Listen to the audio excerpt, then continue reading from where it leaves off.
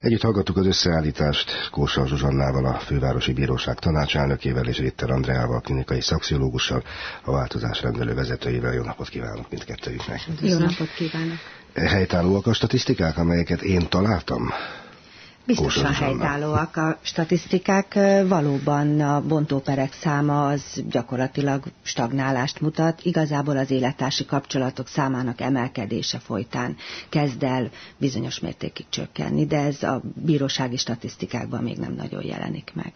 Élettársi kapcsolat említi, ez valóban valamit segít a helyzeten, mert hát azért ott is van ám válasz, csak hát nem az a procedúra nyilván, mint egy klasszikus. Hát a házassági bontóperek, ugye az egy külön speciális szabályozás, az élettársi kapcsolatoknál nincs szükség bontóperi eljárásra, hanem hogy gyakorlatilag a felek egyéb más módon tudják ezt rendezni, természetesen ezt is bíróságnál. Nagyon röviden nézzük meg, hogy zajlik egy ilyen válás az első etaptól egészen a bíróságig. Mikor kapcsolódik be a bíróság? Hát a bíróság természetesen csak akkor, amikor megérkezik hozzá a keresetlevél, tehát valamelyik félnek kérnie kell azt, hogy kéri a házasság felbontását. Ugye itt nagyon sokszor előfordul az időfaktor is, tehát ahhoz, hogy a bíróság hatékonyan és gyorsan tudja tárgyalni a kérelmet, ahhoz először is az kell, hogy megfelelő helyre kerüljön beadásra a keresetlevél, tehát ne kelljen illetékességi problémákkal foglalkozni. Másrészt pedig, hogy abból a keresetlevélből kiderüljön az, hogy amit akar a fél. Megállapodott-e a másik házastársával, nem állapodott meg, vannak-e közöttük vitáskérdések, ha vannak vitáskérdések, akkor mit szeretne ő? Tehát azért egy keresetlevélben pontos kereseti kérelemre van szükség ahhoz, hogy a bíróság azt tárgyalásra alkalmasnak minősítse, és ki tudja tűzni, és hát nem elhanyagolható, hogy le kell róni ugye az eljárási illetéket, illetőleg személyes költségmentességet lehet kérni ebben a körben. Ugye csak megjegyezném, hogy az illetékszabályok változása miatt a bontóperi illeték az elég jelentősen emelkedni fog, a jelenlegi 12 000 forintról 30 000 forintra. Nyilván ezzel is akarják egy picit visszaszorítani a tendenciát, amit egyébként nem lehet, mert ha eljut egy kapcsolatod, ahogy válláshoz, hogy vállást választják, akkor mondjuk nincs mese, de még mindig segíthet a szakpszichológus, hogyha ugye hallottuk az iménti összeállításban, hogy mediátor, hogy mindenféle foglalkozás. Tehát ugye régebben volt a békéltető tárgyalás, és ennyi. Ma már több a lehetőség? Igen, azt hiszem, hogy több, és ez így is van rendjén. Attól függ, hogy a családi krízis vagy konfliktus az milyen szakaszban tart. Amikor ez kirobban, akkor még, és akkor már fordulnak szakemberhez, akkor, mint az interjúban is hallottuk, előfordulhat az a szituáció, hogy kibékülnek, tehát hogyha elmennek egy jó családterapeutához, aki feltérképezi ezt a problémát, a kapcsolat történetét és a különböző kialakuló krízispontokat, akkor bizony ez a házasság ez javítható.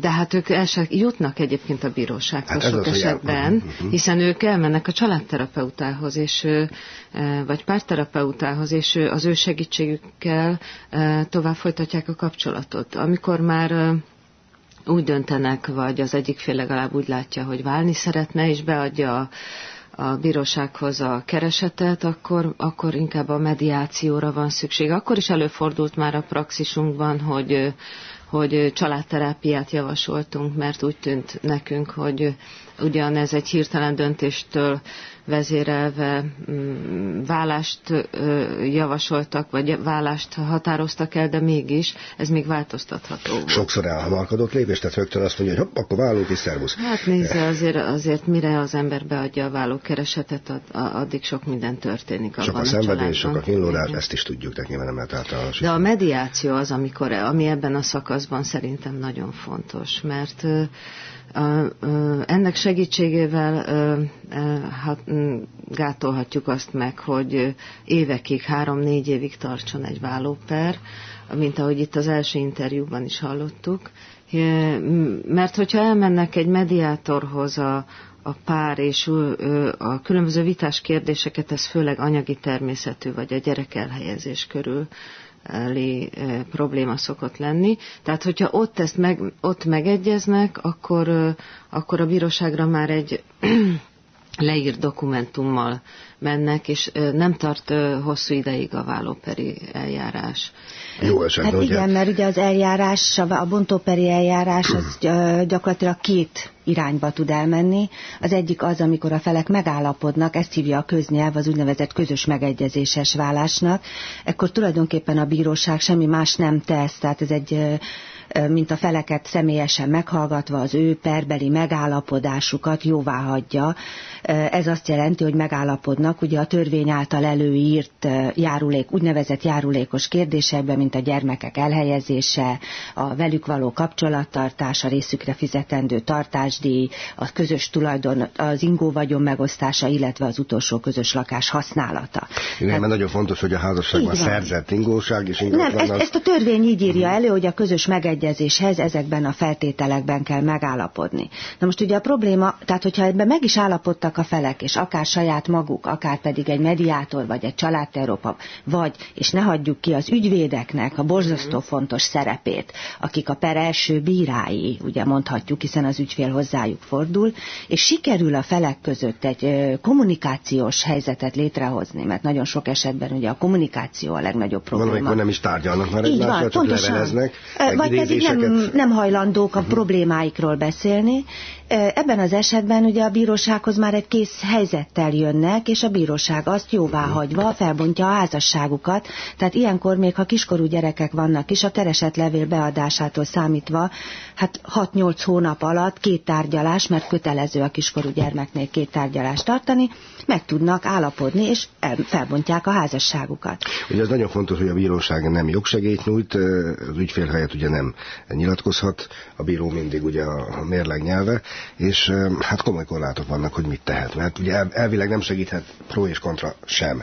Természetesen, hát ugye ez egy olyan eljárás, aminek mindenkinek megvan a maga szerepköre és feladata. A bírónak az a feladata, hogy jogi kérdésben egy jogi megoldást adjon, egy jogi döntést hozzon. Sajnos életeket nem tud megoldani. Nagyon sokszor a felek azt várják, hogy a bíró oldja meg az ő élethelyzetüket. Mi nem élethelyzeteket oldunk meg, mi jogi megoldásokat ez próbálunk adni. Az élethelyzetre egy jogi megoldást adunk, és ez egy nagyon különbözik attól, tehát a bíróság hosszú távra kell, hogy megoldja ezt a helyzetet, hiszen egy bontás során hosszú távban, években, hosszú évtizedekben, akár egy évtizedben is gondolkodni kell a gyerekek elhelyezése és a velük való kialakuló kapcsolattartás körében. Persze, a gyermekek. Ugye hallgatók írják 0-39 egy vélemény, hogy 5. éve topogunk egy helyben, mint írja a hallgató, sehova nem jutottunk, és nyilván az elhúzódó folyamat a gyereken túl mindkét fél megsínli, lelkileg, nem? Ez biztos, és éppen erre szerettem reflektálni a bírónő felé, hogy hát itt azért kettőn áll a vásár, tehát én nekem az a tapasztalom, hogy igen, mi nem tudunk megegyezni, de odafordulunk egy grémiumhoz, a bírósághoz, aki segítsen nekünk, és tényleg élethelyzeteket nem tud megoldani, de az eljárásrend, a bírósági eljárásrend számomra egy picit rejtélyes, mert az a folyamat, amikor fél évenként tűzünk ki egy tárgyalást, és emiatt 3-4 évig tart a bírósági procedúra, az átlagosan, bocsánat, 3-4 év? Az én szempontomból, mint pszichológus szempont, hát 2-2-3-4 év, biztos, 2-3 biztos. Igen. Az én szempontomból, mint pszichológus szempontjából sok kérdést vet fel, mert a felek is megsínlik, nem tudják megkezdeni azt a gyászmunkát pszichológiai szempontból, ami a lerakáshoz és egy új élet elkezdéséhez járulna hozzá, és hát a gyerekek pedig rendkívüli módon megsínlik azt a szituációt, hogy nem tudják biztosan, hogy hova tartoznak, hogy az anyja és az apja a feje fölött verekszik azon, vagy vitatkozik azon, hogy milyen lesz az ő élete azután, miután végre már maga a vállás is borzasztó bizonytalanná teszi az ő pszichológiai fejlődését, de az, hogy végre elrendezkedjen egy új életben, az nagyon fontos lenne. Tehát nekem az a feladatom, hogy pszichésen segítsem őket, de hogyha azt látom, hogy 2 éve ül nálam, és még mindig fél évenként egy tárgyalás van kitűzve, akkor mi is egy picit egy helyben. Hát a kettő összefügg nyilván nagyon is szorosan.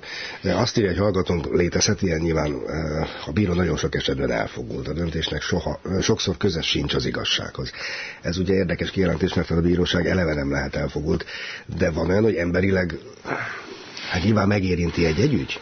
Én azt gondolom, hogy tegyünk azért itt egy nagy különbséget a dolgokban. A bíró nem elfogult, a bíró nem nőpárti, a bíró nem férfi párti, a bíró egyetlen egy párti. Ha perbeli gyermekről van szó, akkor a bíró gyermekpárti. A bíró azt nézi, hogy mi a jó a gyermeknek. Nyilvánvaló, hogy a szülők azok lehetnek ebbe különbségek. Visszatérve egy picit erre a fél éves időszakokra, azért ez nem egészen így van.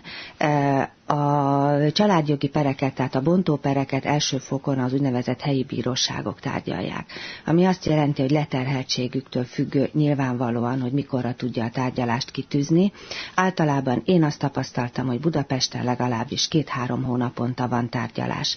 A bíróságnak végig kell vinnie a bizonyítás rendszerét. Ennek van egy protokollja. Ennek a bizonyításnak, ha a felek nem tudnak megállapodni, akkor ennek a protokollt ezt végig kell járnia. Környezettanulmányt kell beszereznie, meghallgatja a feleket, helyt ad a felek tanújainak, és itt hozzá kell tegyem, hogy a felek számtalan tanút szeretnek, hogyha a bíróság de ez nem teszi túl szövevényessé, vagy bonyolult? Igen, a helyzetet? De a bíróság a felek bizonyítási kérelmei alapján jár el, nem lehet akkor mellőzni az igazságügyi pszichológus szakértőt, nagyon sok esetben a felek ma már magánszakértőhöz is fordulnak, tehát több szakvélemény van egy perben, de a pszichológus azt, hogy engem ebben meg tud erősíteni. Van, igen. Tehát több szakértő van, az egyik szakértő az lehet, hogy az egyik félnek mond olyat, ami az ő részére előnyös, a másik szakértő a másik félnek, akkor van egy bíróság által kirendelt szakértő, és hát közben ne felejtsük el, hogy a családjogi pereknek az abszolút jellemzője, ami egyéb semmilyen más polgári eljárásban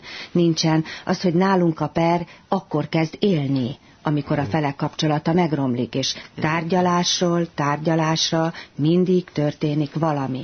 Mindig újabb és újabb élethelyzetek. És sokszor ebben unnak bele a felek. Újabb szituációk vannak, amiket kezelni kell. Tehát ne felejtsünk el, elveszti a munkáját az egyik fél, nem tud már annyi tartásdíjat fizetni, hogy csak a egyszerűbb példát mondjam. A gyerek iskolát vált. Magatartászavarok lépnek fel nála, hogy ugye a szakértő asszony mondja. Mármint a vállóper alatt. Mármint a válló, ezt is el kell kezdeni kezelni. Belép a gyámhivatali eljárás, ugye akkor jön a gyámhivatal.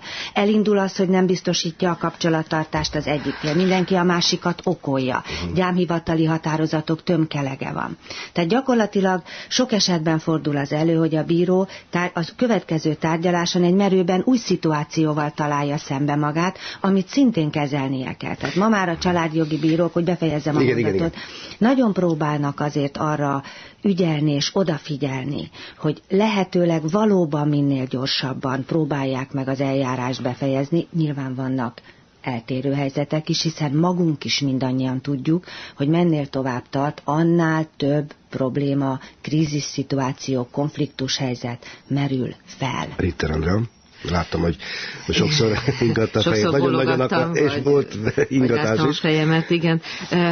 Mégis úgy látom, hogy itt ezen a területen, mintha lenne dolgunk, tehát a mi rendelőnk pontosan arra szakosodott, hogy mindenféle szakterület ott legyen egy helyen. Pont ezért, hogy ezt a rendszertehetetlenséget, amit az eljárásrendek, amit a különböző szervezetek magukénak tudhatna, ezt egy picit így organizáljuk, vagy egy picit hatékonyabbá tegyük, ezért van nálunk mediátor, pszichológus, pszichiáter. Mi a különbség? Pszichológus, pszichiáter, mediátor. Tehát a mediátor maga az ugye objektív harmadik fél, aki leül és higgadt fejjel azt mondja, a mediátor az, aki a közvetítő eljárást végez, nem kell, hogy pszichológus legyen, bármilyen diplomával rendelkezhet, és ezt követően képződik ki, és vitás felek között, ha mindkét fél kívánja és szeretné, kompromisszumos megoldást segít kialakítani a felek segítségével ez a mediáció. Az eljárás végén, hogyha ez sikeres, akkor ezt formába is öntik, le is írják, ami hivatalos okiratnak számít, és kerül a bír. Egy pillanat csak azt szeretném mondani, ugye a rendszertehetetlen, hogy hogy mi éppen ezért csináltuk, hogy egy picit hatékonyabb legyen, és nem tudom, hogy nem lenne jó, hogyha valamilyen szakértői bizottsággrémium létrejönne, alakulna, ahol a bíróság is be lenne vonva, hogy nekem egyetlen érdekem van az, hogy a gyerekek és a vitás felek meg tudjanak nyugodni pszichésen. Én ehhez értek. De mindenki ért valamihez, és hát az nem lenne rossz, hogyha biztos, hogy van ennek a procedúrának a rendjében olyan pont, amit meg tudnánk gyorsítani, hogyha együtt tudnánk működni. Hát lehet, hogy az a beszélgetés talán arra is jó lesz, hogy egy picit... Igen, éppen erre a családjogi könyvben, ugye, ami a polgári törvénykönyvbe kerül most be, az új családjogi könyvben lesz lehetősége a bíróságnak arra, hogy mediációt rendeljen el a felek között egy kifejezetten konfliktusos szituációba. Ez egy nagy segítség. Tehát, hogy hivatalos rangra. Hivatalból, igen. Idáig ugyanis, ha az egyik félettől elzárkózott, nem volt lehetőség. Tehát ez csak önkéntes vállalás alapján működik. Hozzá kell tegyem, hogy a mediáció és egyáltalán az ilyen konfliktus kezeléshez két fél kell. Tehát ugye a bíróságoknál mindig az a krízis szituáció, amikor az egyik félettől elzárkózott. Ez így van, igen. Igen. Tehát a kölcsönös megegyezés abban, hogy mi még nem tudunk megegyezni, pontosan. De elmegyünk egy szakemberhez. Az, amikor az egyik fél azt mondja, hogy köszönöm szépen, én ebben nem kívánok részt venni, akkor innentől kezdve ez nem működhet, és mi marad más? Marad a bírósági procedúra és a bírósági eljárás. És hát ne hagyjuk ki egyébként az ügyvédeket, akik sokszor ez egy külön beszélgetés témája, hogy majd én megnyerem magának a pert. Tehát vannak ügyvédek, akik mediációpártiak, és én ezt találkoztam, hogy egyre több ügyvéddel, hál' Istennek, azt mondja az elején a félnek, hogy én mediációpárti vagyok, tehát én azt akarom, hogy maguk minél előbb megegyezzenek, és vannak olyan ügyvédek, akik viszont hát azt mondják, hogy én magának meg fogom nyerni ezt a pert, és harcoljunk. Azért a jogi képviselők nagyon figyelnek, és az ügyvédek azért nagyon igyekeznek. Egy családjogi konfliktust végigcsinálni, az legalább olyan megterhelő az ügyvédek részére is. Biztos vagyok benne. Úgyhogy én azt tapasztaltam, hogy a családjoggal foglalkozó ügyvédek igyekeznek arra, hogy tompítsák a szituációkat, és a megegyezés felé vigyék el. Hát ez legyen a végszó, a megegyezés, és hinnék, de van ilyen, csak érdekességképpen Nagy-Britanniában például online procedúrával is megtörténhet a vállás, és nagyon keresik is, érdekes módon keresett megoldás ez.